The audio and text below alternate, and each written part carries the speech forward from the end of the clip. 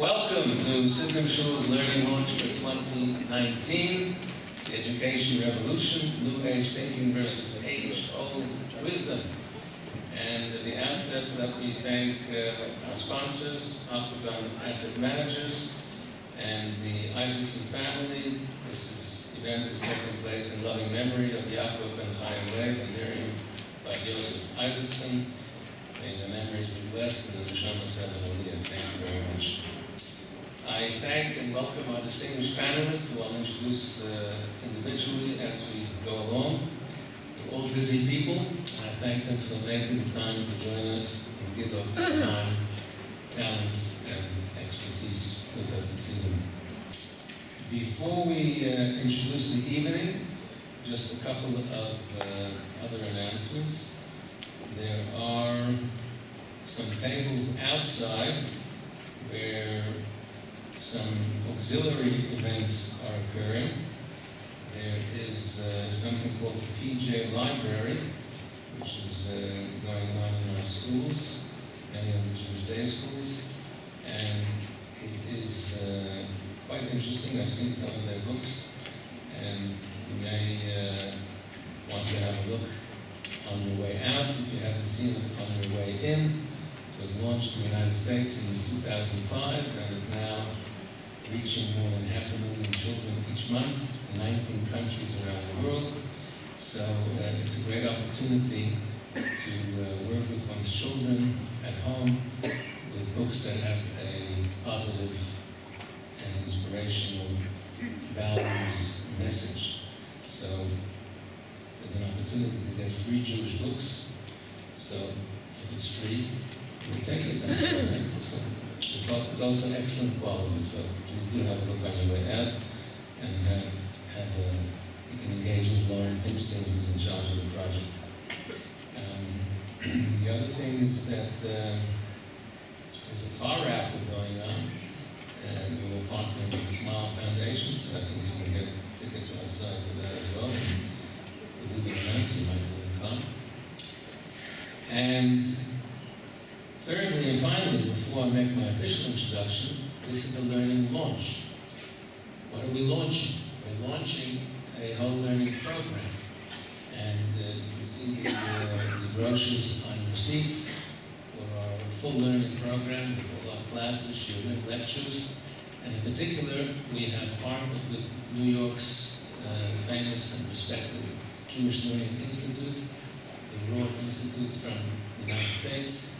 We have the rights to use their courses that are very, very developed, multimedia courses that we've been running now for a couple of years here.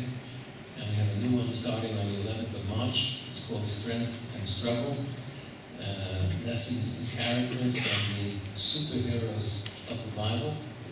And I'm just going to take about a minute to play a short video for you on that, and then we'll get down to the business at hand. Thank you so much for all your help, Rabbi Stern. Here are 10 things you should know about our upcoming course in 45 seconds or less. Are you ready? Start the clock. 1. You'll unlock secrets to what makes a person great. 2. We will learn from monumental episodes of the superheroes of the Bible. 3. You will grow from life's challenges. 4. You'll develop your own character strengths. 5. You'll walk away empowered to face life head on. 6. We cover all of this in just 4 exciting sessions. 7. We received incredible feedback. 8. It's called Strength and Struggle, and it begins Monday, 11th March. 9. You're going to love it. 10. Look now at sidshul.coza.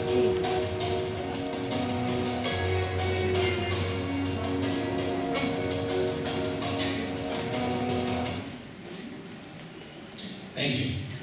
Okay, after that word from our sponsor, we now get down to the business at hand, our symposium on the very exciting subject of the education revolution, New Age thinking versus age-old wisdom. So, we're in the month of Adar, which is a time of simcha, of increased joy. There is an statement. In fact, there's a whole debate about where it comes from. So I can't give you chapter and verse, but the Talmudic statement which is accepted and quoted is Ein simcha kehatarat hasfekot. There is no joy as the resolution of doubts. Imagine you're sitting on the horns of a dilemma and you're really torn and you don't know which way to go. And then suddenly you see light and your way is clear. You feel that burden off your shoulders. There is no joy like the resolution of doubts. Well, there are lots of doubts when it comes to education today, whether it's New Age thinking or age-old wisdom. And some of the questions that we are being faced with in our society today are whether the core values and principles are our core values and principles that have been with us for thousands of years in danger of being made obsolete as we embrace changes in classrooms, cell phones going over middle of lectures. Let me just check that I put mine up before I talk. Pretty sure I did. Yes, I did. So we'll all do the same now if you haven't. See, I'm not such a good principal. So will the Apple tablet replace Moses tablets? Will technology trump Torah? Are we creating an ADD generation? And many, many more questions. And we have a distinguished panel with us this evening from near and far. Half are from Johannesburg, and half have come up, especially today from Cape Town for this evening. And we're going to begin with Gavin Keller. And Gavin is a passionate educator. Many of you have been to his workshops here in this hall. I don't think we're going to do any jumping jacks today, Gavin. That's... So, my wife Rachel, from when she was actively running Women of the World, doing this thing, bringing out speakers, Gavin came once, and he was so popular that he came again and again and again, and all the schools used him for workshops with their educators.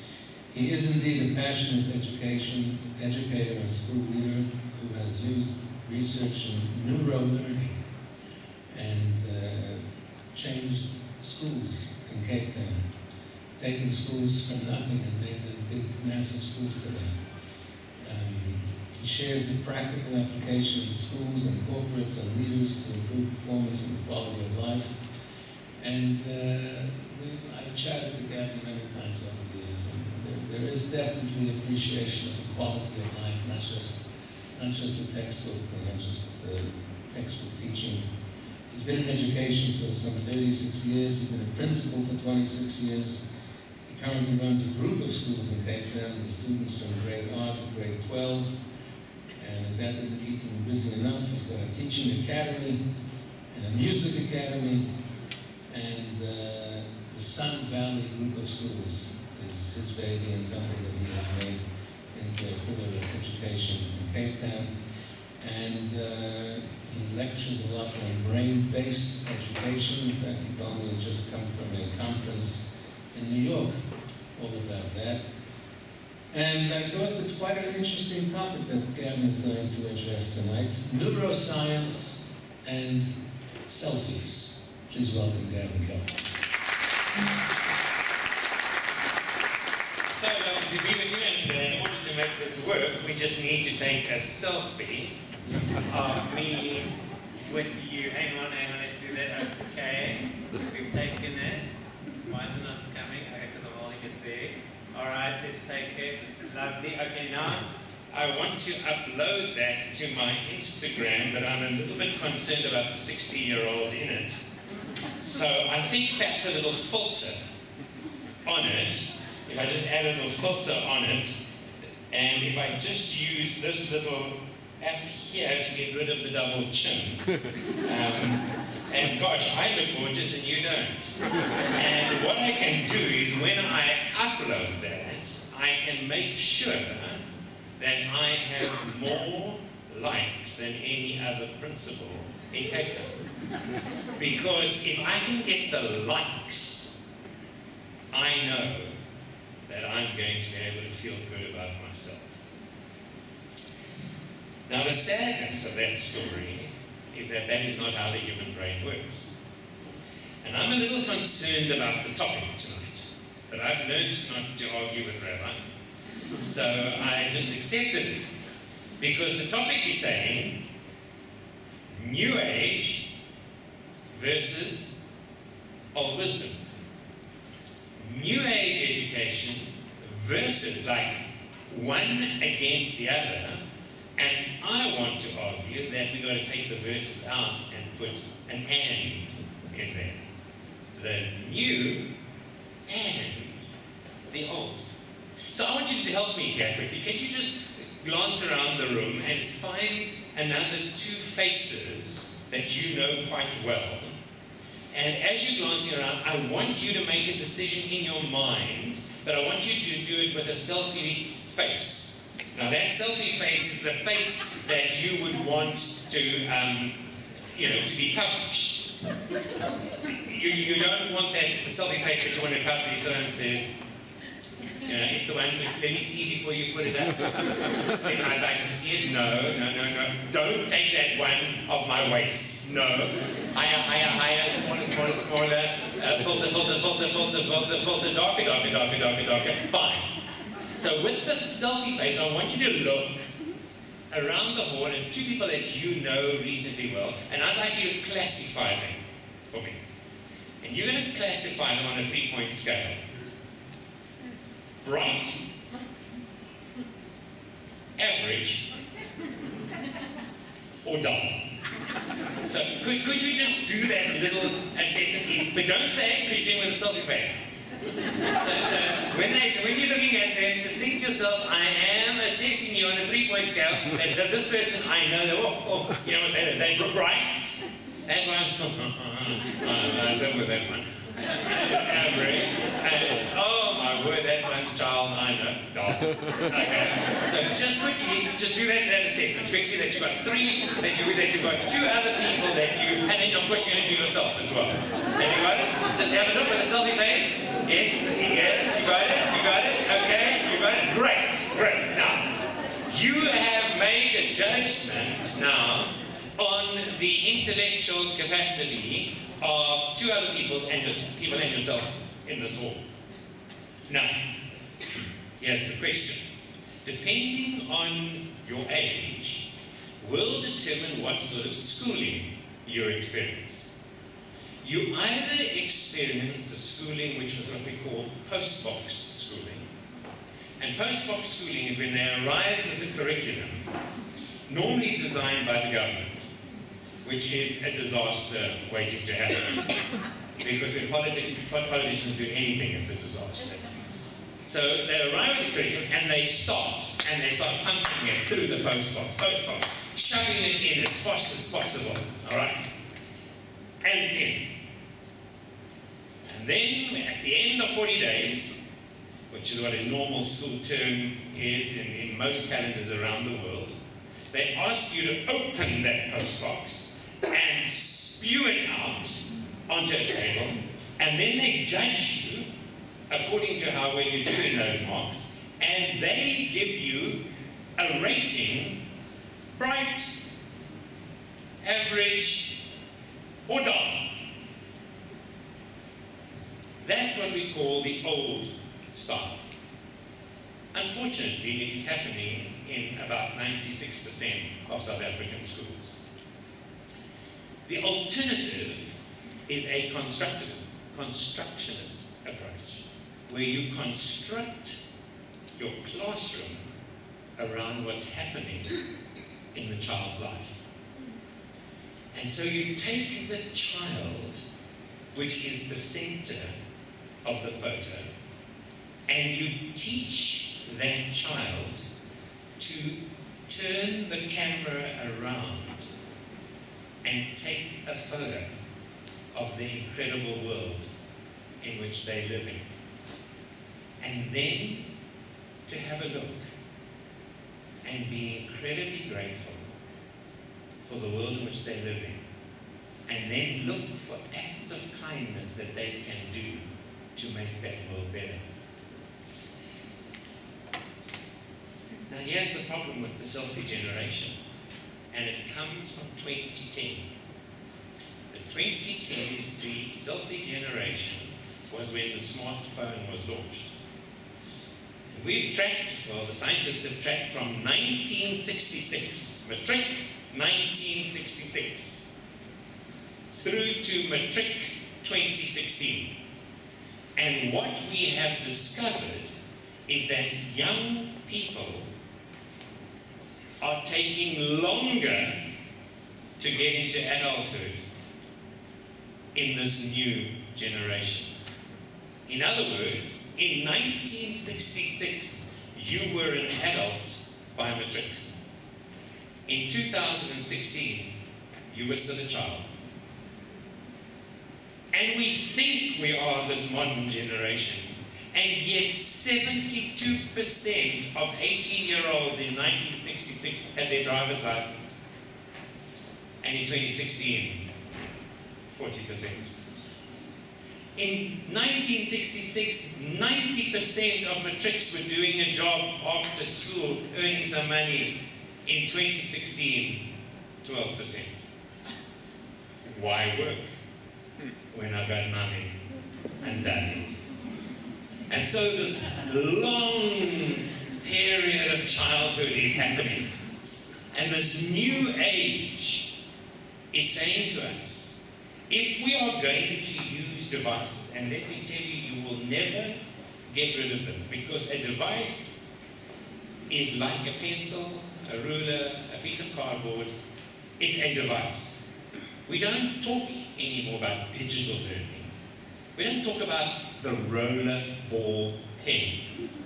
We don't talk about the safety razor. Will you please fetch me a safety razor? Because I don't want to slit my throat. Right? We don't talk, we're going to go and get into the motor car. We've dropped all those ones, and we talk about the car and the razor and the pen. And so we need to drop this digital learning. This is learning today. And we need to teach children how to use it. And we need to teach children in the 21st century how to apply all that incredible wisdom, not verses, and all that wisdom that we had, all the training and the teaching that we had on kindness and on gratitude and on suffering and on getting up after failure and getting over it. So my job is to fight the system day in and day out to say what we're doing with children in South African schools is wrong. Now, are you watching my time? Watching my time. Okay. All right. Here's the problem. I asked you to look at someone and determine their level of ability. Here's what the research is telling us. We cannot see intelligence. We cannot test it. We cannot put you into a functional MRI scan and watch your intelligence. We do not have a cooking clue what your ability is. What we do know is how you live, because you show it. So if I was building a building here tonight, I could build it, and then I could get a building inspector to come and check the foundations and make sure that my brickwork was correct and that there was sufficient supporting, and we could determine that this building was strong. But with intelligence, it's invisible. So from an educationist who's been doing this for 36 years, here's a confession.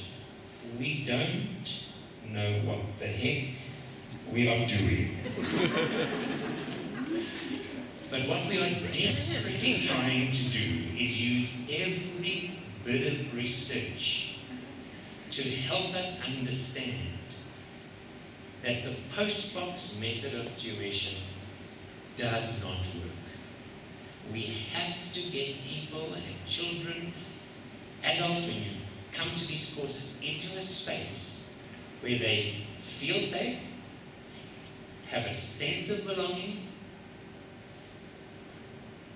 have that feeling that they can engage, that they have worth, and then you're going to see their brains thinking. But it's not going to happen if you don't play. If you don't play, if you don't take time out, if you don't go walk, you don't really have mountains, but if you don't go walk in your parks, all right? If you don't go to gym, if you don't rest, you will never, ever be bright. Because the brain is totally dependent on you resting to lay neural pathways. Neural pathways are only created when you play, when you rest, and when you spend time out. Not one of you here have had an aha moment sitting at your desk. How are we going to do this ad? How are we going to get it through? Okay, what? The aha moment comes while you're walking the dog. It's when you wake up in the morning. It's when you're in the shower. It's when you're running on that, or walking on that treadmill. It's when you're sitting in the sauna. Then, ping, the idea. Why? Because your brain is in learning mode. So, if I put you in a functional MRI scan now, and what we always have to do is have a control subject on this side here. So we put a kid there, and we just say, lie there. We put this kid in the functional MRI scan over here, we put TV above him, and we give him a whole lot of stuff to do. On his monitor, you just see the biggest commosh of colors flying. If it's a boy, there's not as much, but if it's a girl, there's a lot. Both sides, boys is normally just on one side, okay? But there's a lot going on as the oxygen is sucked out of the blood and the brain is processing data. In the control center, there is the child lying, and the left hemisphere is in this beautiful, neat color, as everything that he was doing yesterday and last night is being filed. You see, you do not file while you're doing it. It's called working memory. The end of that activity, the brain says, I'm going to dump it.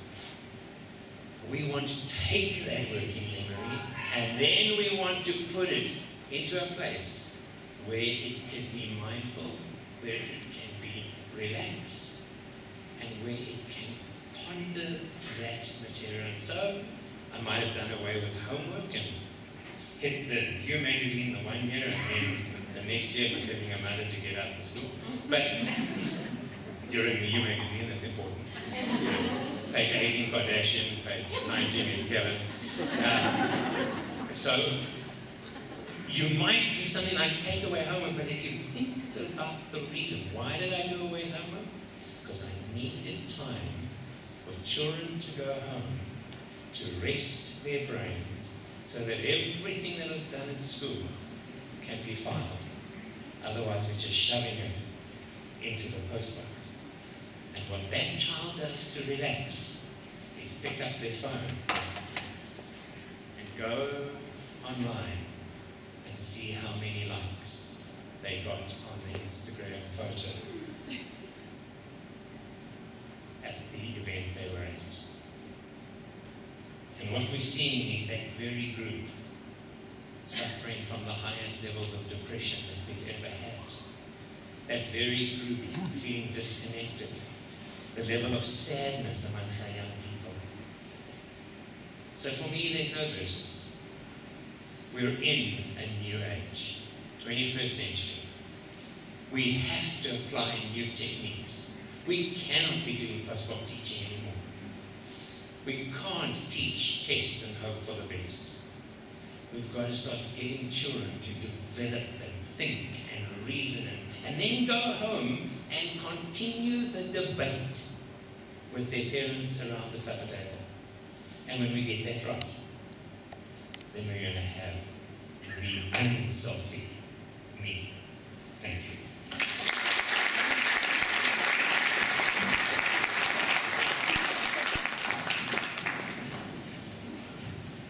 What should I say again? You'll just have to come back again. We'll do it again. In his inimitable fashion. Thank you, Gavin. You've given us some questions, which I hope we'll be able to still explore in the course of the evening. And is that maybe that'll come out as a controversial thing tonight, the no homework idea. Because I'm sure most schools still have homework, right?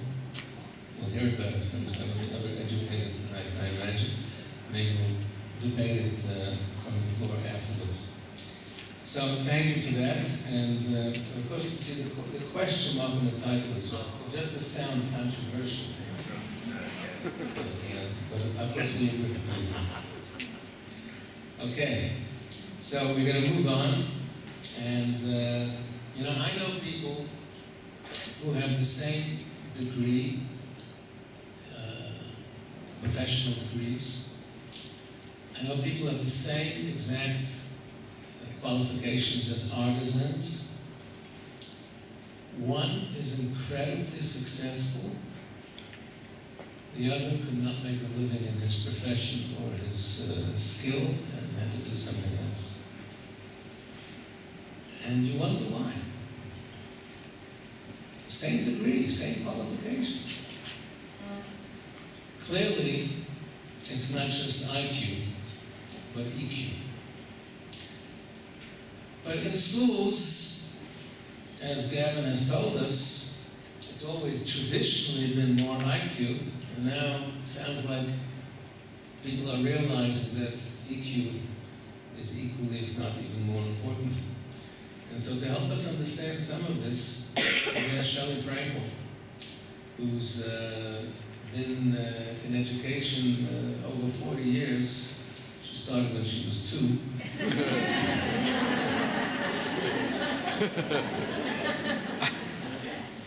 And she's today the head of King David Senior Primary in Linksfield, has been for 10 years. She's taught all grades at senior primary level, been involved in curriculum development, innovation. She's passionate about Jewish education and community, and I'm delighted to boast that she's a member of the Siddim Shul. Please welcome Shelley Frankel.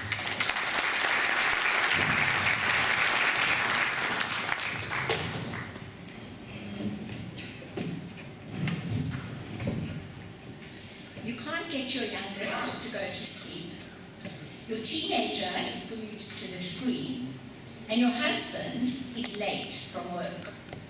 You hear the front door opening, and before he can even say hello to you, you explode. The ranting drowns out his voice, which is just trying to tell you that he stayed late at work because he wanted to log onto the LL website as that sale opened. And then he had managed to book tickets for the whole family for July. Your child jumps into the car after school, and his smile fades as the first words he hears are, "What did you get for your test?" He decides not to mention that the model city that he and his group designed and created was the first prize winner in the grade. Good evening, Rabbi Goldman, Rabbi Stern, Rebbitzins, fellow speakers, ladies and gentlemen. IQ or EQ? What is the most important in determining life success? By definition, IQ, the intelligence quotient, is the measure of cognitive intelligence on standardized tests.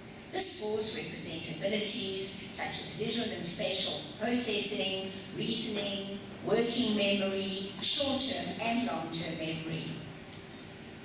EQ, the emotional quotient, or emotional intelligence, on the other hand, is the ability to identify, evaluate, control, and express emotions. Emotional intelligence is what we use to empathize with our co-workers, have deep conversations in our relationships, or how we manage an unruly or distraught child. EQ allows us to understand ourselves and connect with others. Peter Salovey and John Mayer coined the phrase emotional intelligence way back in 1990. 5 years later, Daniel Goleman published a book describing emotional intelligence as a vital factor in success, especially for children. Whilst IQ was a strong predictor of academic success, he was convinced that being emotionally intelligent helps us to connect with others, improve our communication, and become more resilient. Historically, especially in our community, the premise has generally been achieve the highest marks, go to university, get a degree, and if you don't fit that mold, oh well, the perception is that your children are destined for a life of mediocrity, forever living in the shadow of others. So, imagine the talk pre-Facebook and pre-social media way back in 1997.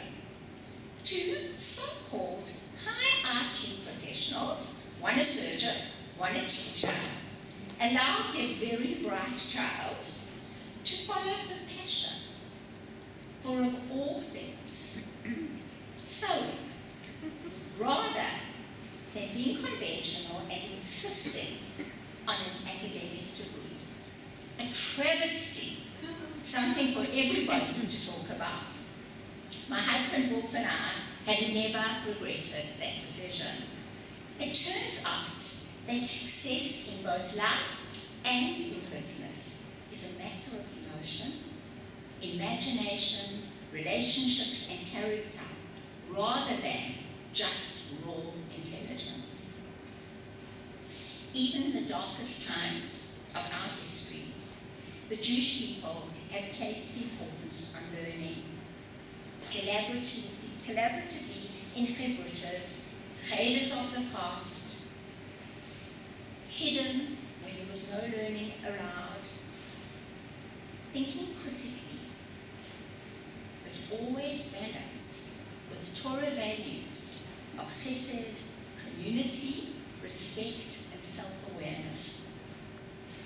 As an educator for over 40 years, I have engaged in many weird and wonderful educational trends, journeying through 4 decades of experiences and experimentation.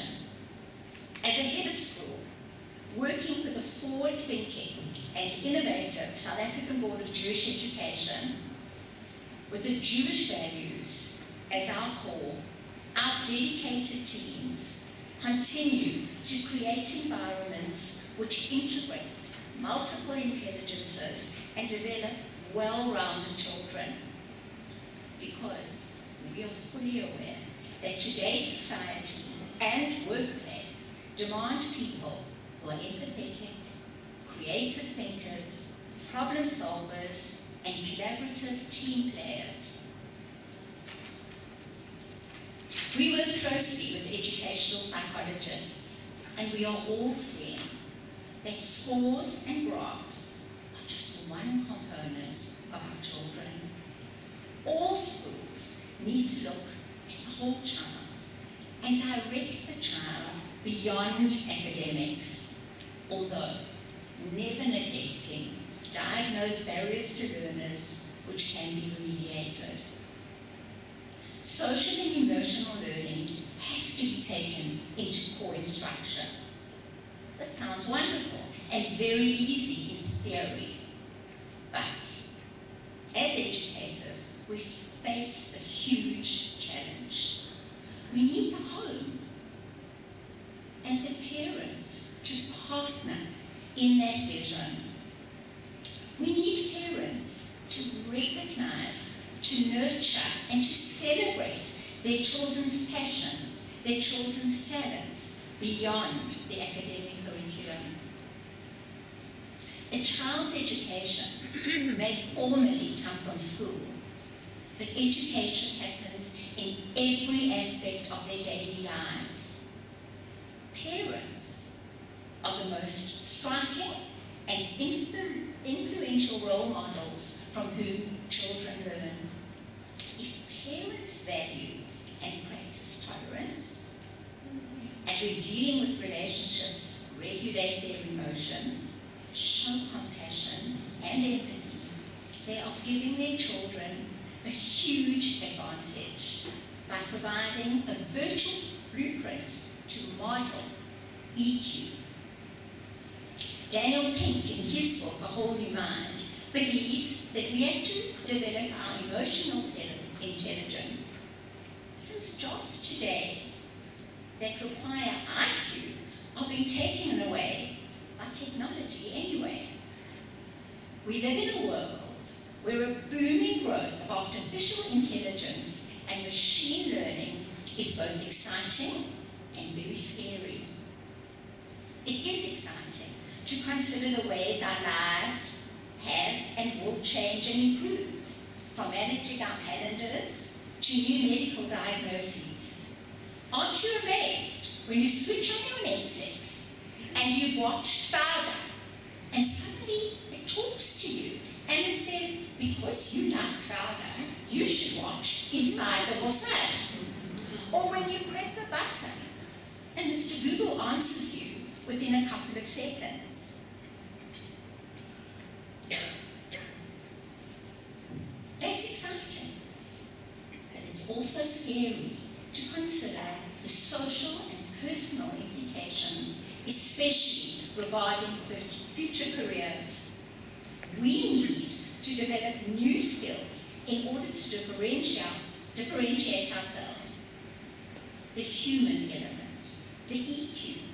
A robot or smart machine may be able to diagnose an illness, but it takes a real person to sit with the patient, to talk to that patient, to understand what they are feeling, and to work out a plan of action with sympathy, with care, and with compassion.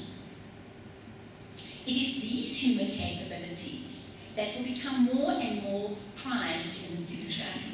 Skills like imagination, social understanding, gratitude, and empathy will become the differentiators as artificial intelligence and machine learning takes over tasks which previously relied on IQ alone.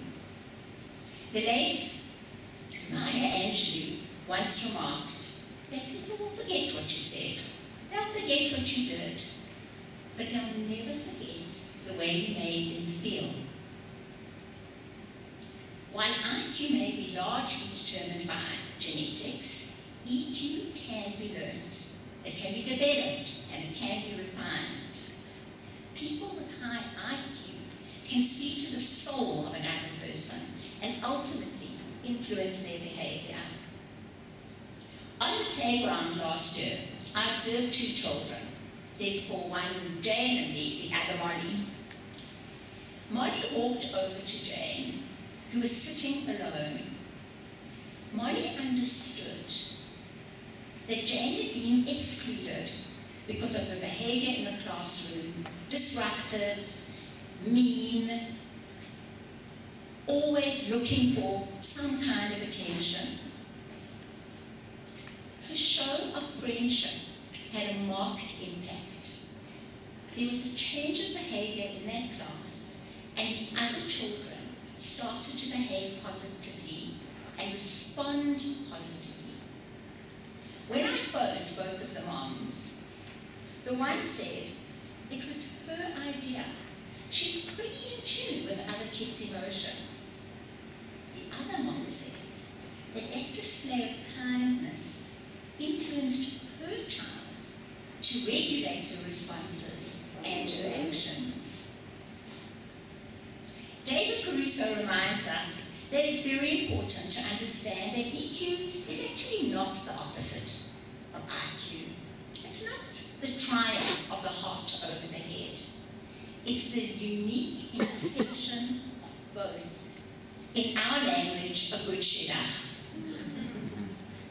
Life success is a result of many factors. Both IQ and EQ undoubtedly play roles in influencing our overall successes as well as our happiness. Rather than us focusing on which factors might have a more dominant influence, the greatest benefit may lie in learning to improve skills in multiple areas. In addition to strengthening certain cognitive abilities such as memory and mental focus, social and emotional skills can be acquired, skills which can serve us and our children in very many areas of our lives. Universities today, of course, still focus on scores, but many faculties carefully consider other factors in the application process: community work, leadership, team involvement, and communication skills, to name a few. In conclusion, I'm now going to use my EQ and not go on for too much longer, risking spoiling some wonderful relationships. My IQ, however, will leave you with one thought though. Because as the adage grows, you can take the teacher out of the classroom, but you can never take that classroom out of the teacher. So if you'd indulge me and help me to complete the well-known spelling rule: I before E, except after C, postbox. Your long-term memories are still intact. So, if the C represents care, compassion, and creativity, keep the E, the emotion, before the I, the intelligence. Or we can just be collaborative and keep the I before the E and remain F-R-I-E-N-D-S, friends. Thank you.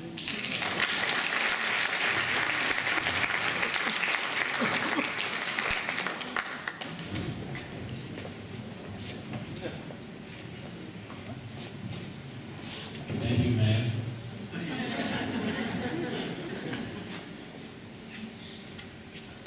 While listening to Shelley, I was reminded of a column I wrote last year in the Jewish Life magazine about robotic rabbis. I don't know if you read it. That I was getting worried with all the advancements in artificial intelligence. I'm sure they could make a robotic rabbi and I'll be out of business. And then Stan Brask pointed out to me an interview, not an interview, a talk. I saw a video of a talk given at Davos last year by Jack Ma, the Chinese billionaire. And he was talking to young people, and he said, you know, we're making a terrible mistake. We are teaching young people today in schools and universities, we're teaching them things which in a couple of years is going to be obsolete information. It's going to be useless information. It's a waste of time because it's all going to be overtaken by artificial intelligence. So I said, well, what should we be teaching? I hear from this Chinese technology billionaire, I was bowled over when he says we should be teaching values, care, kindness, compassion, all the C's we heard of. I was absolutely enthralled to see that. And it also gave me some confidence that maybe they won't be able to replace rabbis with robots, because we still need to be there for people in their moments of need, good times and bad. And that's a compassionate thing which I'm not sure you can program the robot to do, maybe one day. Okay, we move on. And we're talking about New Age thinking. And we have one of the younger members of the panel who manages to juggle a heck of a lot in Cape Town. And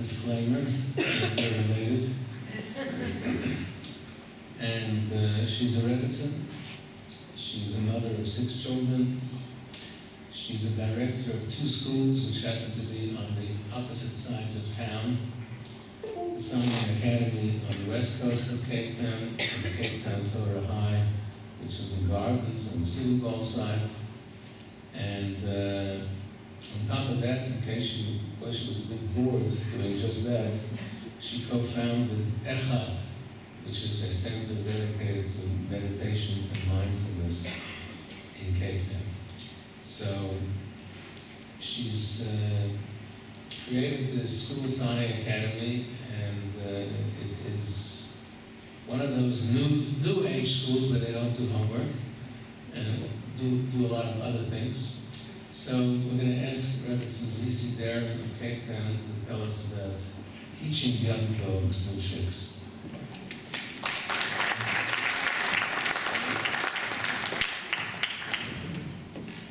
You know you're getting old when your father invites you to speak at his symposium. So, firstly, I'm going to ask Gavin to help me out here, because I'm not speaking to tired brains. So, please get them up for me. Thank you. All right, so what we know about the brain is if you sit on your back too long, the quality of oxygen in your brain becomes so poor that you will learn nothing as he's going to teach you. So you should stand up, please. All right? Now standing up is not going to help. So what you're going to do is you're going to take your dominant hand with your right foot and stick it up. So stick it up, all right? Like come on, so start. Okay, all right, good. Now I want you to take it and I want you to cross your midline, right across the other side like so. All right? And bring it back. Now we take your non-dominant hand up and send it across. And now I want you to do that at the same time. So I want you to go, wah, wah, wah, wah. And now while you're doing that, I want you to do dominant hand to non-dominant knee. All right? And cross. It's got to be meaningful. If it's not meaningful, then you're like in that number, low one, you know, the dull one. Are you ready? And cross, down, and down. And down, and down. And look across at the person that you knew assessed you and said, I am not only bright, I have a very high EQ. Well done. Amazing impromptu. I didn't want it. Thank you. Okay, so I have been at this education thing for the last 40 years, since I was in my mom's uterus. So thanks for having me, parents and community. A little humbling, I have to say, talking in front of all these educators, esteemed educators, some of them are teachers. They may have wondered if I'll ever make it in life when I was in that school. Hope I did you a little bit proud now that I'm standing here. I haven't been kicked out of my school yet, like I was kicked out of my school when I was in primary. I don't want to embarrass the rabbi or anything. It's just important for your vision, you know, when your kids are acting up, to remember that there's hope, it's fine. Okay, so on to the serious stuff, just in case you're visual learners. So the 3 W's, I'm not talking about the World Wide Web. Are we teaching our children the big questions? Why we're here? Who am I? And what can I do to change the world for good, like Gavin says? So, of course we all want to teach our children these things, and I just find that it's a little bit easier when you start to allow the child to come out. We personalize things for the child, and you know, this is why my teachers kind of had a hard time putting up with me, because I was like a little bit like, what's unique in this? You know, we're all in one class. You know, what are we doing here differently? You know, we need to all think our own brains here. So, age-old wisdom speaks about educating a child according to his or her way. King Solomon. So today, bringing the new age into this, schools are challenged to look at each individual child and almost design a personal curriculum for them. Emotional, spiritual, physical, academic. It's a whole picture here. We have to design each for each child. There's no more like cookie cutter schools thing. It's not going to work. Next slide. Thanks, Rabbi Stone, for your help. So the first thing that is very important, just a tool, is presenting the child with choices. And I mean choices in how they learn, in what they learn. The more that we can present them with choices, the more we'll take the whole discipline out of it, because kids are empowered and they really feel like they can own their learning when it's theirs. And I think that the more that the teacher can do that, the more, she's doing a good job. The better she's doing or he's doing. That was a bit stereotypical, but thanks to the men teachers who balance out the women as well. So presenting them with choice. What we do in our school is almost every single activity. I mean, first there's open seating. You can sit on the floor, you can work at the stand-up desk, you can work on the couch if you want, you can sit at a normal desk, you can place your desk against the wall, you can collaborate with others. It's a choice. So that's the first thing. Second thing is, what are you going to learn? So give the child a few choices in how they can present their assignments, for example. It can't just be, you can have a test, and this is the test, you've got to write it down. What about the kids that need some options around creative options, like bringing out their unique me? So give them ideas, and offer them to come up with their own idea as well. PowerPoints, drama, musical, academia, all these different types of people in the world, we need to give some choices. Okay? Next slide. Yes, okay, we're good, okay. Alright, so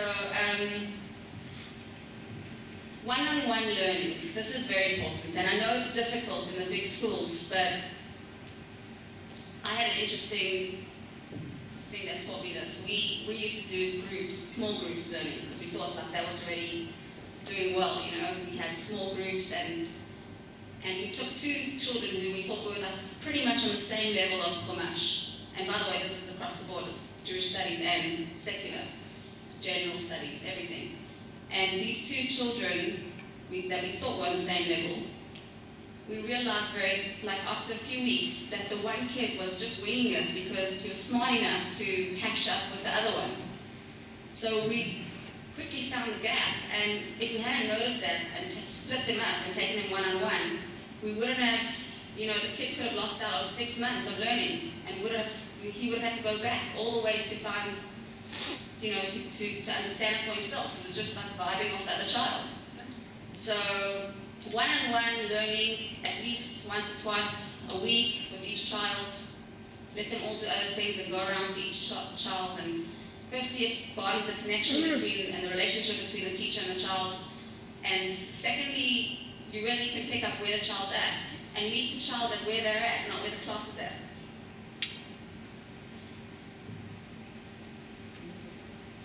So, a big tool in allowing a child, and this is for adults as well. I mean, unfortunately, I had to learn this in my, post-school life. But a big thing is, we talk about time management. We talk about success. That's the Chabizman,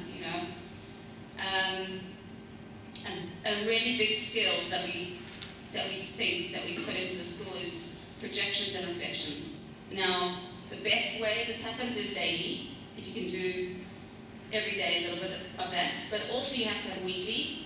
You also have to have monthly, termly, and annually. So, in the beginning of the year, they look at their whole book for the year. Here's your textbook.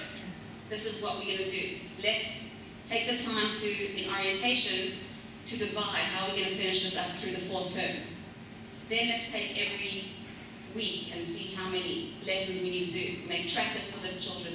We help them to project their work, etc. in every subject. They get their work packs and they are projecting what they have to do. They have a checklist. You can see this child holding up his checklist. And at the end of the work, Gavin was saying, we don't learn necessarily during the work. We learn by reflecting. So we want to think about how our experience was. We want to think about what we learned from it. So teachers will prompt questions like, at the end of the week on Friday, so who did you help this week? How did you make a difference in the class? EQ. What new letters did I learn? If it was a little child, grade 1 child or something. Or what new concept did I learn in maths this week? Across the board, how did I come closer to Hashem this week? And just to think about those kind of things. I mean, we also have teachers have to reflect. They also have reflective practices. They have to write a daily journal. They don't have to. They want to because it helps them. They probably don't want to, but we think they want to. We hope to make them want to. The good teachers want to because they realize it helps their practice. It helps the kids. And on Friday, they give a feedback to management, to principals on every child. Just a line, but it makes them think about every child and reflect on that child, on the week for that child. That's a very big life skill that we all can put into our lives now, but start from very young, it helps them. And then, obviously, our byline is not just a school or community, so we need to make the child feel part of, belonging, like we all want to feel that we belong. So the first thing that we brought in is home visits, that before every year, or before any new child comes into the class, a teacher goes and visits them at home. The very important way of bringing the comfort into the classroom. So I mean, schools are like the most unnatural things that ever happened to society. So they used to not learn, they never used to have schools. They learned in someone's basement or in the little garden or in the park, So we have to bring a little bit of the home to the school and a little bit of, school into the home and just mix it up so it becomes a little more natural. Another thing that to teach the children that I'm not just here for myself, I'm here as a part of a community. When I come late, I impact not only myself, but I impact the community, the classroom that I'm in, the people that I'm with. So we started something like community service. Instead of detentions and punishments, etc., child who comes 8:07 marks, I owe 7 minutes to the community. At the end of the week, month, whatever the teacher decides, the child comes with their parents, because that's usually why the child comes late, most of the time, unless Johnny's a late sleeper. And they come with the parents and they help, okay, what are the options? Choices. You can sharpen pencils, you could design something new for the class, you could go water the grass, these are the things that you can help us with. Thank you for helping the community. Give back. And what do they give back? 7 minutes. So obviously it tallies up and you can be 32 minutes or whatever, We let it fly under 10 minutes a term. Okay. So I know this is not practical in most schools, but we have a system called vertical grouping, and different age groups together resembles, normal life also. You don't get to choose what age groups are in your family. You've got to get along with your 3-year-old, the 6-year-old, and the 15-year-old. You don't get to choose who you work with. I want to work with all millennials. No. You're going to work with a 30s, a 60-year-old, a 20-year-old. Suck it up, So in schools, in classrooms, different age groups help. It becomes natural. Also, a younger child learns from the older child, and an older child gains confidence by helping the younger child, and there's peer learning. Let the students become teachers too. It's one way of getting them to grow up in a beautiful way. So peer learning is very important, even in your same age groups, like just pair up kids to teach each other. There's a little video, if it works.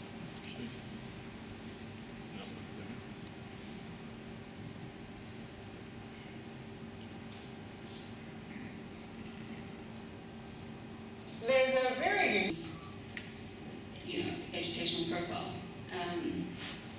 Okay, so just trying to work on a child's inner motivation. There's a Hebrew saying that says, "Mitok shelo lishma ba lishma."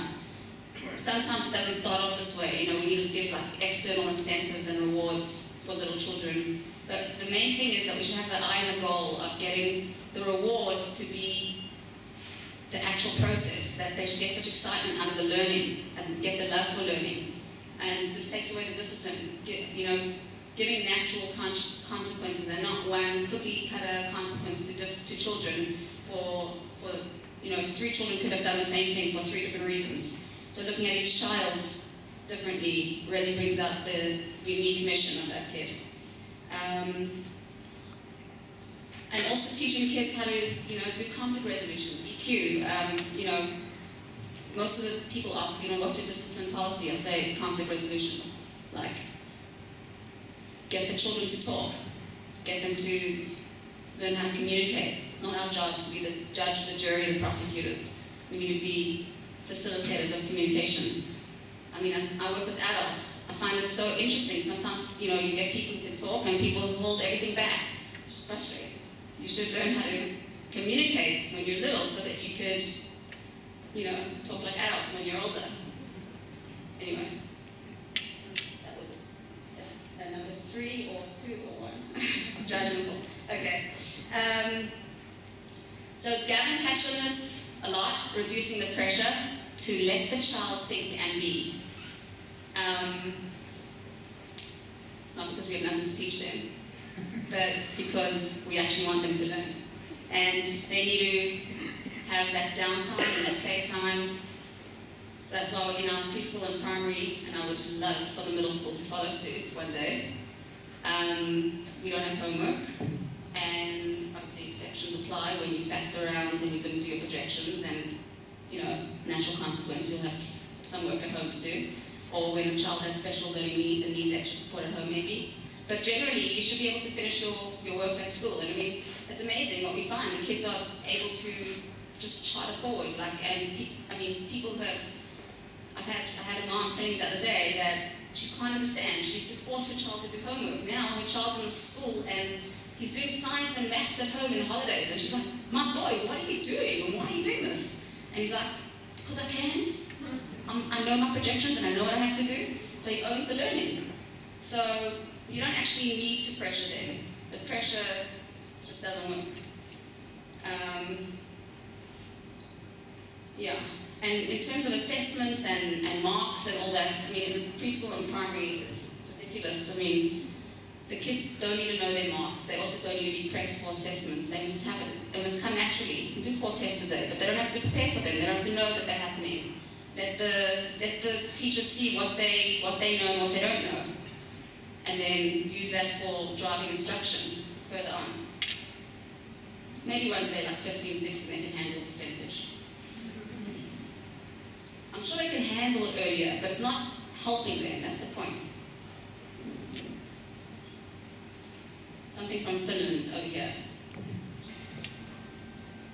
And then something that I'm personally passionate about.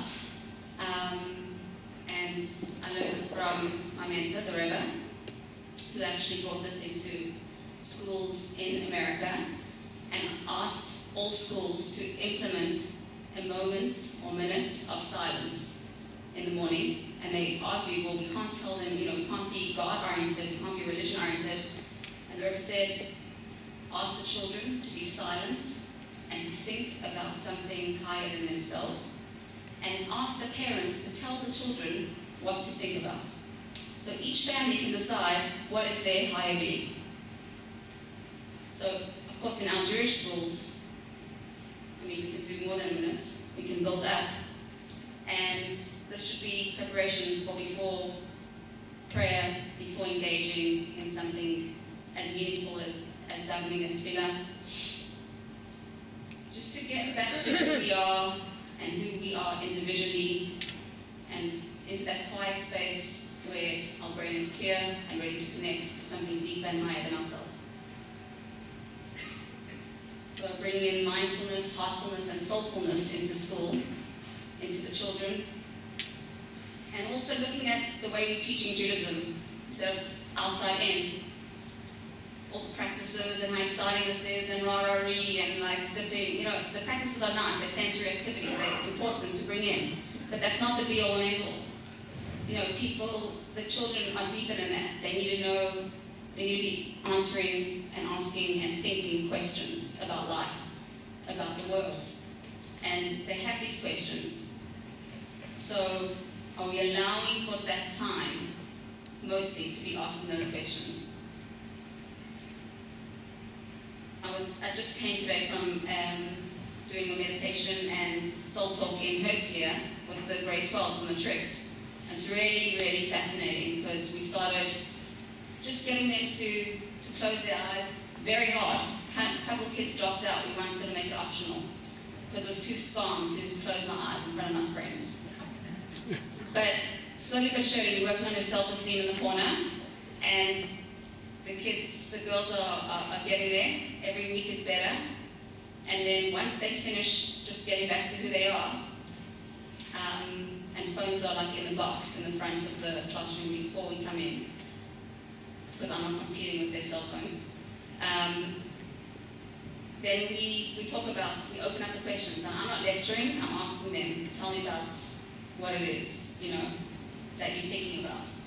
And they start talking about how can this God do these things to people, and is there a God, and you know, and one girl came up to me afterwards and she said, you know, I've been waiting for this space in Herzliya for so long, and finally I have a place to ask questions. And there's an amazing JLL team, and they're doing a lot of amazing things. But in all our schools, are we doing enough of that? Thank you.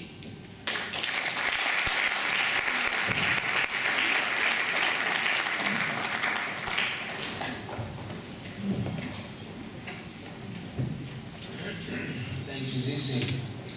By the way, Zizi's Sania Academy was recently accredited an international school after a rigorous testing period. We wanted to go beyond just school and children, and so we thought we would ask Rabbi Ramon Widmont, who is the co-founder and dean of the Academy of Jewish Thought and Learning, which has become a leading adult education organization in our community, to talk to us in terms of adult learning. And I'm, like you, I'm extremely intrigued by its title. Getting stoned. I assume you meant the stone edition Chumash. But we'll see. Rav Ramon is not only the co-founder and dean of the Academy of Jewish Thought and Learning, he's also the creator of the NED, the National Education Development Program, which is aiming to revolutionize South African education by equipping our Jewish studies and Hebrew teachers with the best of 21st century training, including master's and PhD qualifications, and quite a few of the rabbis in Johannesburg and Cape Town, I know, have signed up on this program. It's quite a challenge and quite stimulating. So hopefully it's going to really make a tangible difference in our community. Ramon is married to Julie. They have 3 precious children. He holds a BSc in Maths and Computers, currently an MA candidate at Middlesex University in Jewish Education. He's also the author of the world's first translation of the Maharal Midrash Tiferet Yisrael, one of the classics of Jewish thought. And I'm proud to say he's a past youth director of the Simple Shul. That's where he started all this whole thing. He started there. Rabbi Ramon Widmont.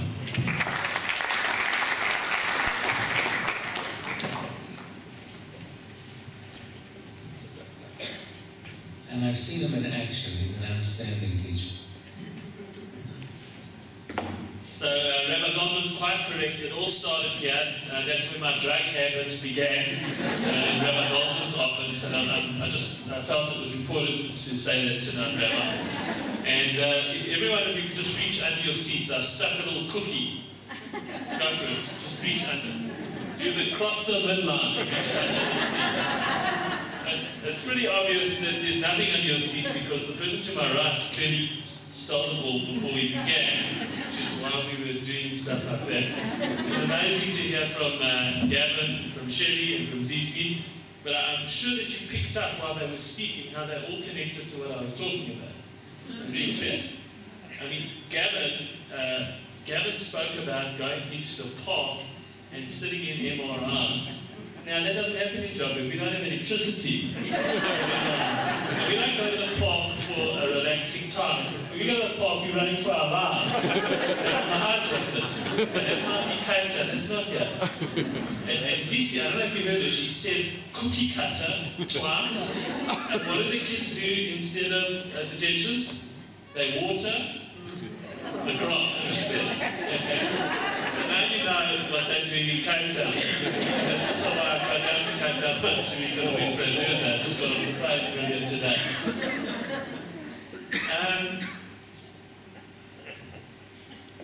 So let's speak about the elephant in the room.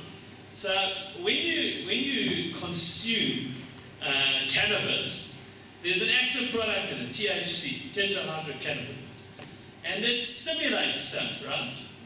And what came out over the past year and a half, very interesting question, is how it stimulates, or the opposite, detracts from your ability to learn. And it came out at the same time as an amazing American study. There's a study done every year in the United States by an organization called the Time Laboratory, and they test how Americans use their time every year. So the average working American, let's start there. How many hours do you think they're sleeping a day? The average working American, 6. The average working American sleeps for 8.5 hours a day. Okay. The average working American, how much time they spend on leisure a day? Okay. 3.5 hours. Okay, so you're already at 12. How much does the average working American, do you think, spend on education?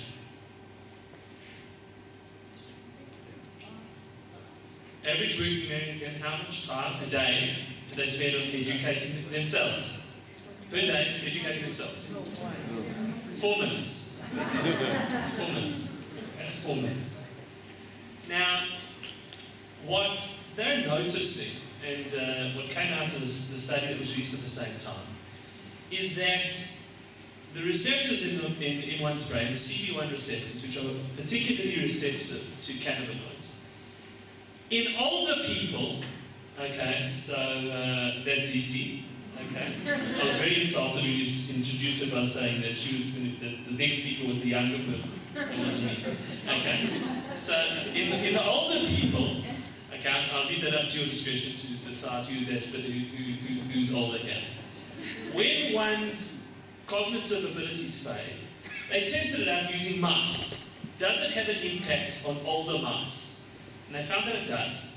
So if you happen to be an older mouse, okay, and you want to stimulate your memory and processing abilities, you can, possibly use some THC. Could possibly help. And at the moment, Gavin's actually running a human study in his school. So anyone who wants to sign up afterwards, we've got credit card machines. Okay, it's 1,000 Rand per sign. So they're currently running human studies on this. But if you're younger, it actually has the opposite effect. It actually detracts from your ability to learn. And this is something that came up quite a long time ago already in the Torah environment. Okay. In 1972, one of the leading Torah authorities in the world, Rabbi Moshe Feinstein, was asked by a close friend about all the kids in his upscale New York yeshiva who are smoking, and it's in Hebrew, hashish, okay, smoking hashish. And he said, what do you think about this halachically? From a Torah perspective, what do you think about it? And this is what Rabbi Feinstein said in 1972.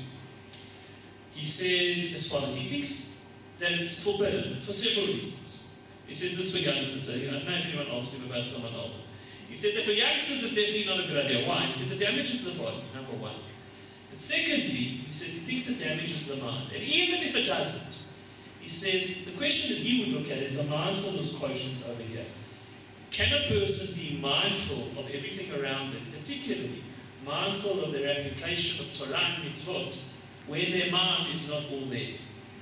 And he says something further, which is amazing. He says he thinks that there's a Torah prohibition on increasing your level of addiction and lust for anything.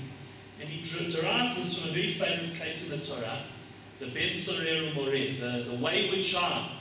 So the Torah says that if a person has a wayward child that becomes a glutton and a drunkard, that the parents have this almost unearthly responsibility to take the child to court.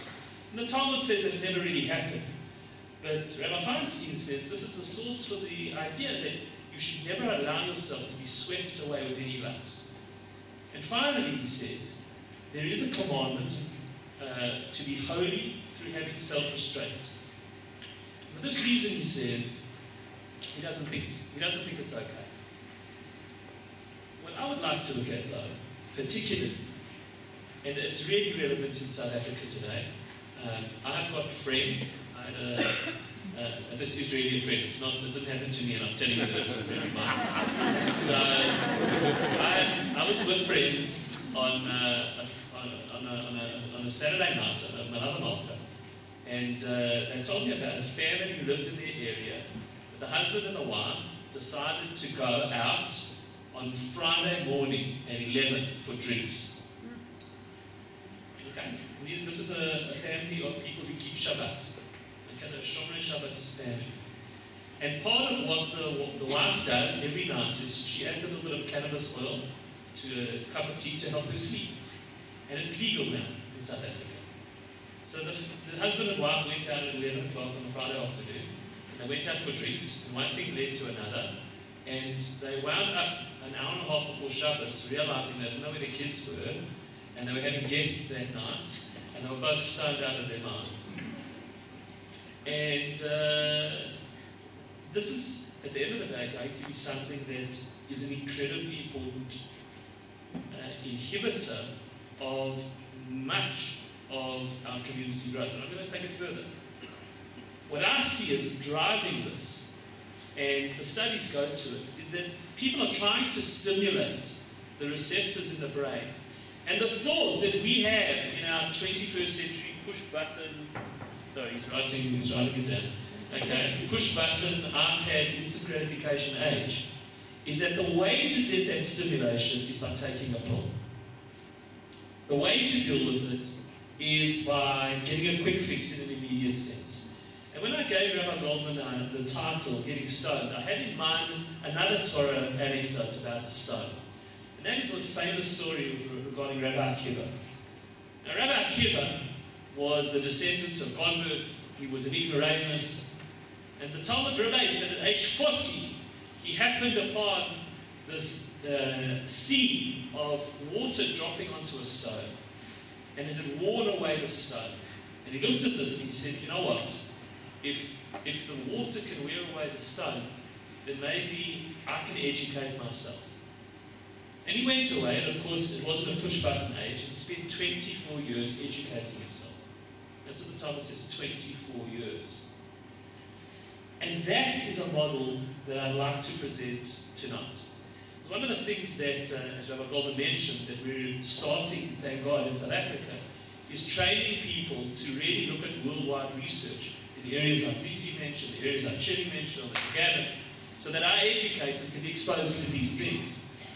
And there are now studies done over the past 40 years, mostly centered at the University of Sussex in England, about the effects of what we're doing tonight. So you guys have basically put yourself through almost 2 hours of agony.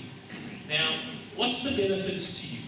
Adult education, particularly this type, not accredited, you're not getting a degree for it. If you're lucky, you'll get some wonderful cake, a cup of tea, and I would love a cold Coke, but I don't see one. So if you're lucky, you're going to get that. What are the benefits to you? So out of the University of Sussex, there are three main researchers, John Fields and a lovely Jewish guy, Leon Feinstein, another Feinstein, I don't know if he's related to Rabbi Feinstein. And they researched this. In 1958, they followed 10,000 English adults. 10,000. And they looked at 12 different areas where adult education makes the type of difference that many people are looking for through a quick fix. And in those 12 areas, and these are they, do people who go to this type of adult education show any difference in how much they exercise? If they're able to stop drinking, if they're able to give up smoking, if they're engaged in civic activities, if they are more resistant to depression, if they are happier, if they earn more, even though they're going to stuff which doesn't necessarily translate into workplace enhancements. They're not going to courses on how to be a better accountant. They're going to something like this. That's the type of thing they looked at. The degree of change in adults is between 7 and 20%. Now, just to put this in context, it's almost impossible to get an adult to change their lives. Almost impossible. We in South Africa are witness to one of the first successful behavioural change models in the world. What is it? Sorry? Kanye? No. Discovery Health. Vitality. Now in America, how do you stop people smoking? You put a big sign on the box and say, if you smoke this, you will die of lung cancer and you will rot. Okay? Does it work? No. Then they put a big sign on the bottle saying, drinking and driving is unsafe if you're carrying a baby or you're operating heavy machinery. I would love to see someone operating heavy machinery drug. Right? Like in America. Right? Do they still operate heavy machinery drug? Yes. What did Discovery do? Here's a coffee. Stop smoking. Right? Okay. Okay, let's stop smoking. Now, we witness to this. It's one of the only successful adult behavioural modification programs in the world. Okay? In the world. Governments spend billions of dollars intervening to make people stop smoking. Because the health impact on the government and on the fiscus and on the society is so bad that they have to somehow control it. Governments have never managed to do this. So when we talk about modifying an adult's behaviour by 7, 15, 20%, that an adult will exercise more because they went to a class of Rabbi Goldman's Gomorrah or an academy course over here, that is an incredible impact. Okay, incredible. Almost as good as Discovery. And if you offer good coffee, maybe you get as good as Discovery. No? You want one of those machines for next time, okay? Okay? You want one of those machines. Of course it's addictive. Okay?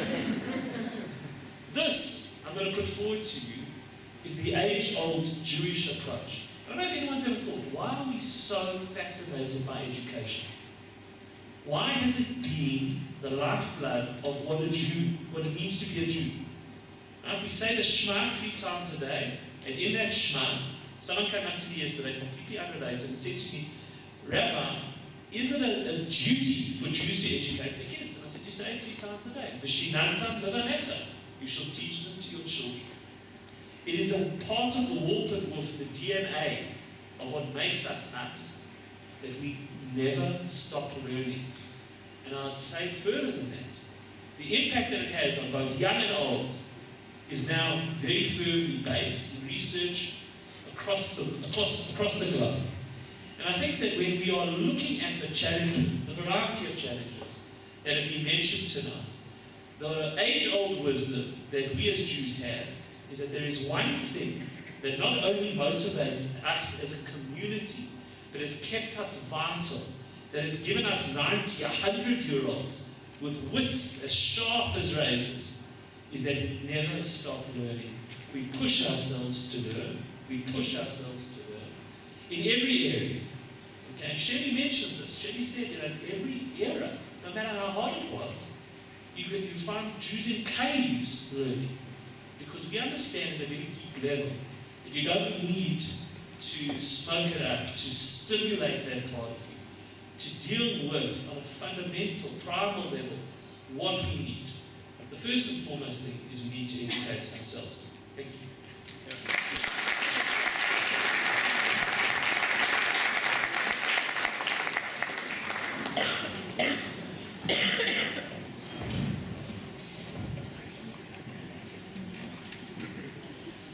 single malt is next door. Thank you, Ramon. That was wonderful and mind expanding. And I just thought it was going to be Rabbi Akiva, but I have a lot more for our money. Okay. Right. Time, we have a couple of minutes. If there are issues from the floor that people would like to put to our panelists, I will. So, two comments to Gavin and to Richardson.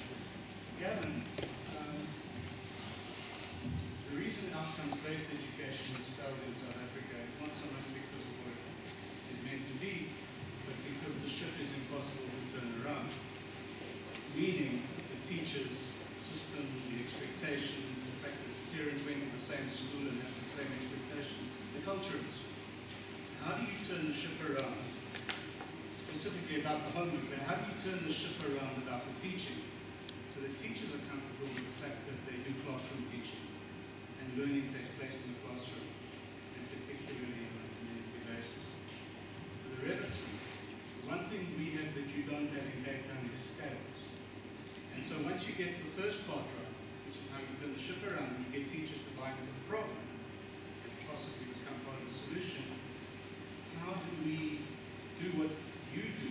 Because you don't have scale, we've got scale. You've got one road in and one road out in Cape Town. At the moment we've got no highways in Joburg, but literally we've got more highways than you. So the point is, how do we deal with scale to achieve the same outcome? Because we can't talk about small classes, we can't talk about decent ratios of teachers to students. We can't afford that in Joburg. Two comments. All right. Yeah, I'm so pleased you mentioned outcome-based education. It's probably one of the best curriculums this country's ever developed.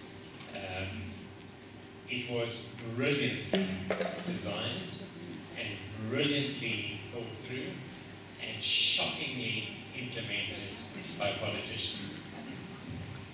And so they went for the easy option, which is camps, where they left out the R.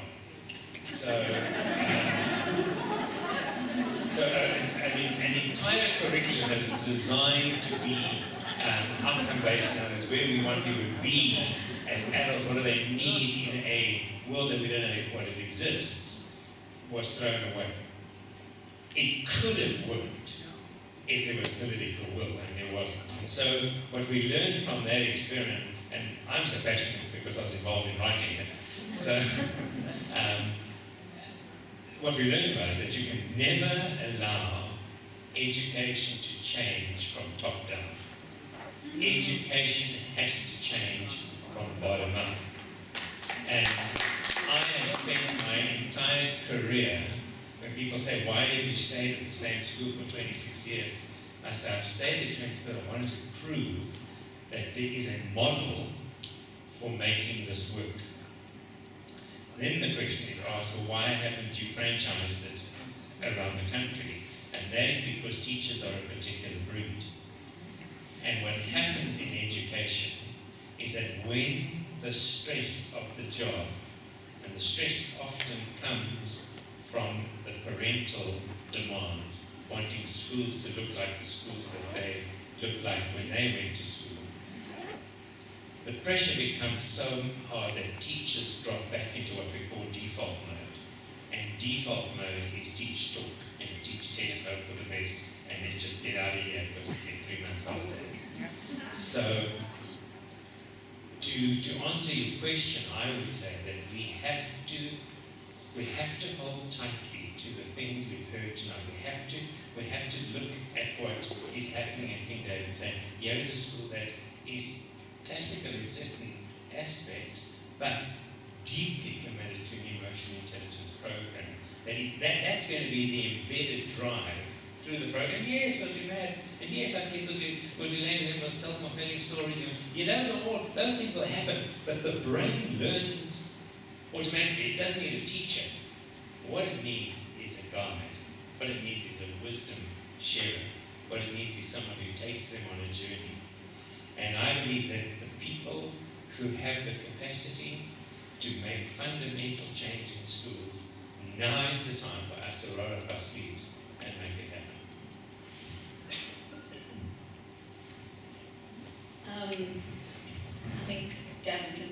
scale also, because I mean he's taken a big school and made some significant changes. But my feeling is that it has to start with one class, with one pilot teacher, one pilot classroom, and with peers looking in and coming to see how that class is working. I mean, you can't think about changing an entire school. You have to think about one class at a time, one child at a time, you know? So, I mean, 24 children at a time, maybe. So we have a system with educational packs. The children get their work, and you can start off with a 1-week cycle. We built up in the senior primary to a 3-week cycle, but you get, nowadays information is there. So the teacher needs to work herself out the job, you know? She doesn't want to be the one talking anymore. Print up the information, give links to the information, whatever you want to do, give them the information, and the job for the teacher is to collaborate on the information and to make it real for the children and to see what they're getting out of it, etc. And in the beginning it was difficult, you know, kids had to go from a system of being taught to learning how to learn independently and learning how to do this on their own. And in the beginning it was like, I can't do this, I need your help, I need your help. And slowly but surely, so you can if you try. And now that's the norm. And when the teacher starts talking for too long after a presentation, it's like, we can get that information, you know? So I think that's that would be my practical advice.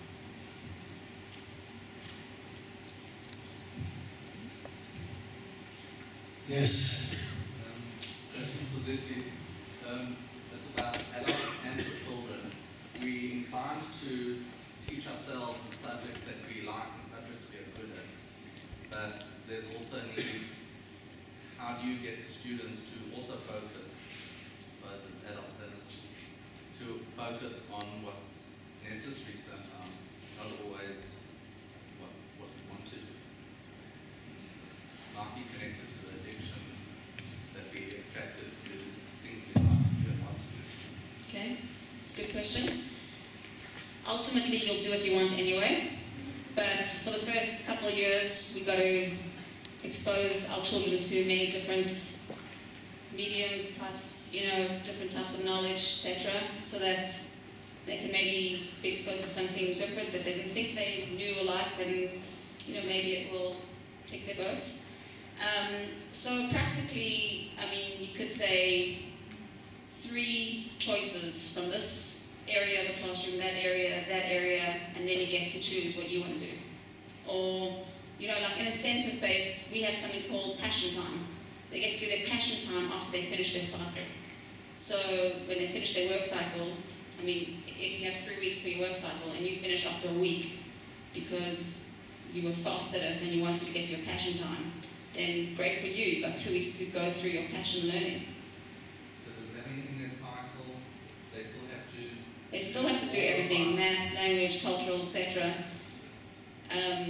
All the Jewish studies, etc. But if they're quick at it and they know that this is it's like that incentive, that's the passion time. So use the love for what they have as the incentive. If I could just add something to that, I mean, something that we see in adults is that often the thing that prevents an adult from doing something and coming to learn something is that there's a lifetime of negativity behind something that it's associated with. And, you know, the way that you put it is something that you're good at. Often it's not the good. Often it's not necessarily that you're good at it, it's just that it's more convenient, or that it's less fearful or less frightening. But there's other stuff out there that we don't do because, not because necessarily we're not that good at it, but there's a wave of emotion that goes with it as well.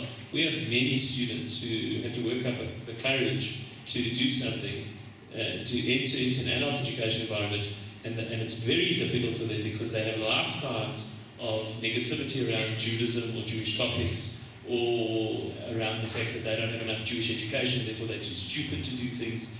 And at the end of the day, I think that goes in many spaces and for children as well.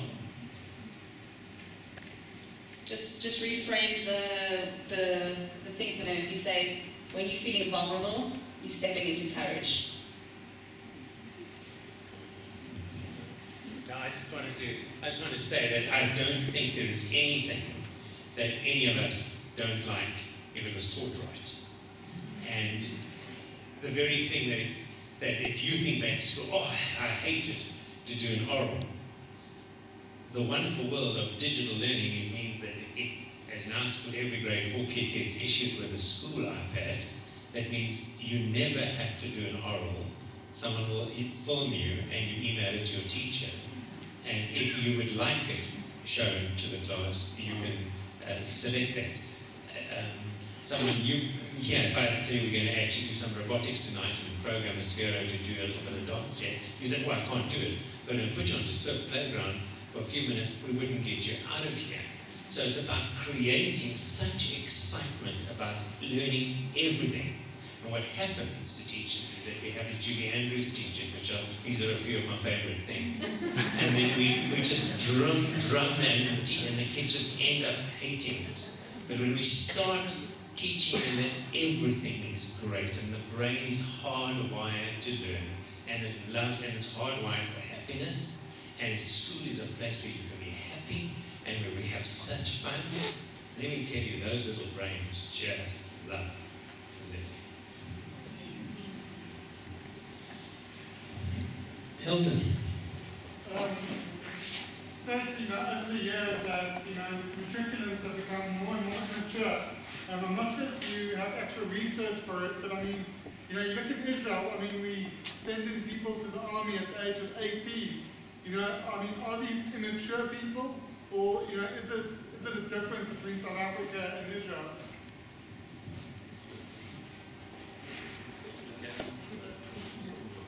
Yeah, so obviously I didn't have time to present the slides to you with all the research, but it's actually incredibly frightening that the young people today are a lot more immature in the world.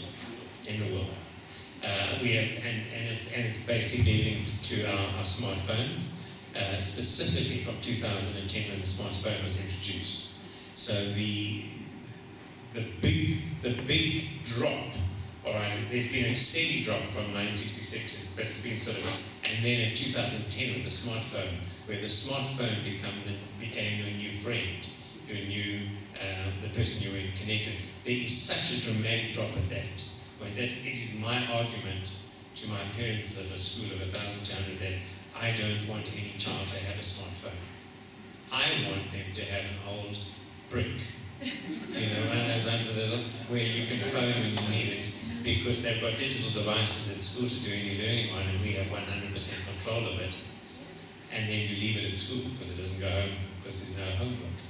And then at home, if you are allowed some screen time, you can do it. But simple things like families just coming home and throwing their cell phones into a basket and actually not looking at them, but looking at each other. That's going to change and to bring back the maturity, because we actually are going to start having relationships again. And what's happening is that young people are not having relationships. I mean, you'll be shocked to see that in 1966, and 90% of 18-year-olds had experienced sex, and in 2016, only 51%. And the Israeli army matures you quite quickly, so they'll make up for lost time. I think, particularly in Johannesburg, I think we really are unaware of the stresses that our kids have just by living in Johannesburg. That's part of the immaturity, where children haven't had an opportunity to go into the park, to play in the road, to visit a neighbor on his bicycle. We walled, we alarmed. If parents are 3 minutes late, the kids are panicking. And as much as we try and make school a safe environment and encourage them not to have phones, they're not allowed phones in the primary school, that fear that is inborn in South Africa for Johannesburg children today, it's hard to teach resilience, it's hard to teach grit, because we're living in a very frightening, paranoid community, and that's causing so much of the immaturity because they haven't been given the skills to be independent. But it's possible.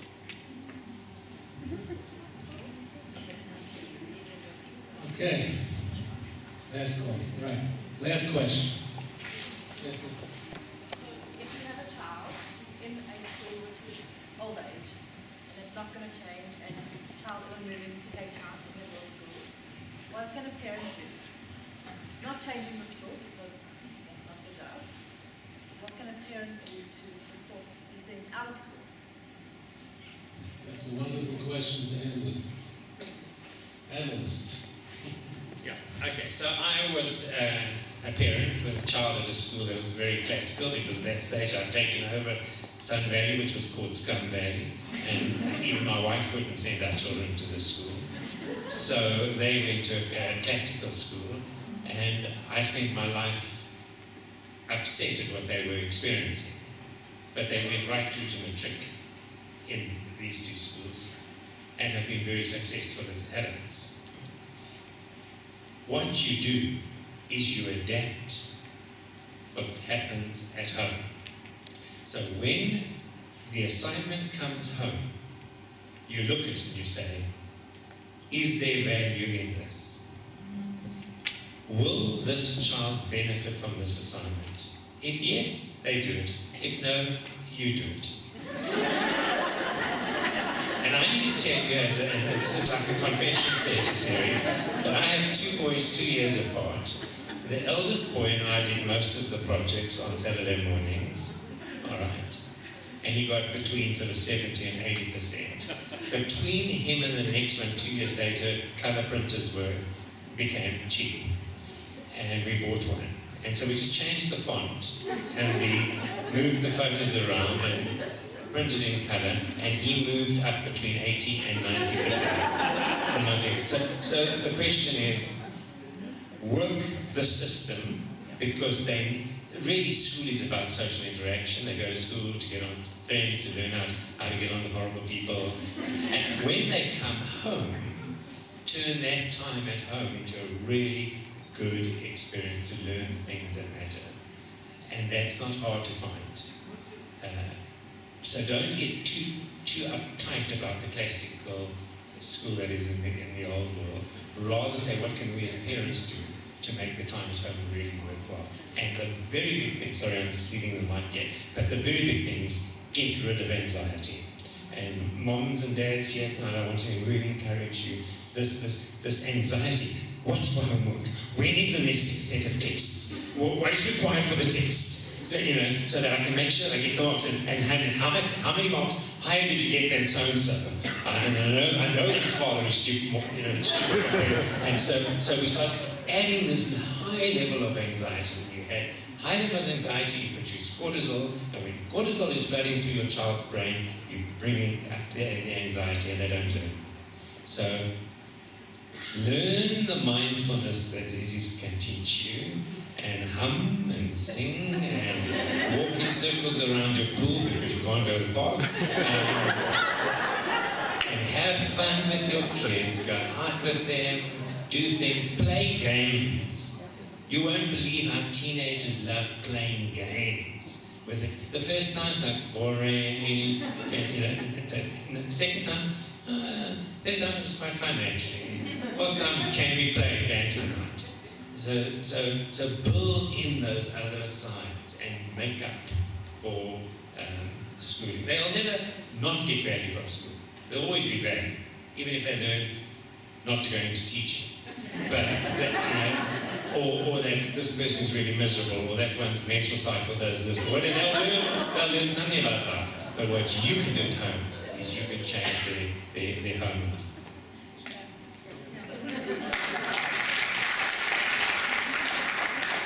I just had a personal anecdote. So I was concerned about this, and last July I turned to my wife. I said, look, I don't think that our daughter is relaxed enough and has enough grit, determination and strength, and I think she would get in in a society that allows for that to happen. So I turned to her and I said, listen, if you want, I'm going to take you camping. She's 9. but you have to organise it. Okay, so I said to her, what I'll do is that I'll help you learn how to use a spreadsheet, and we'll do a budget. I'll help you learn, but you've got to do it. You have to find a place on the internet. And I already pre-researched it, so I managed to guide her when she sat down. And I said to her, you have to phone and book. And she burst into tears. And she didn't make the call until November. Okay? And I kept on saying to her, I'm telling you now, if you want to go, you can go, but otherwise I'm going with one of my other kids. It's your choice. And she eventually made the call in November, and we went at the end of December, and I made her call up to borrow stuff from people for the camping equipment, and then she had to make a list of the menu, and she went with my wife and bought it, and then she had to pack it, and then we went. Now, at the end of the day, it can take a huge amount of my time. Okay? It took a day and a half, but I think that type of thing is an addition that she will never get at school, and I wouldn't expect it. Did you give her your credit card?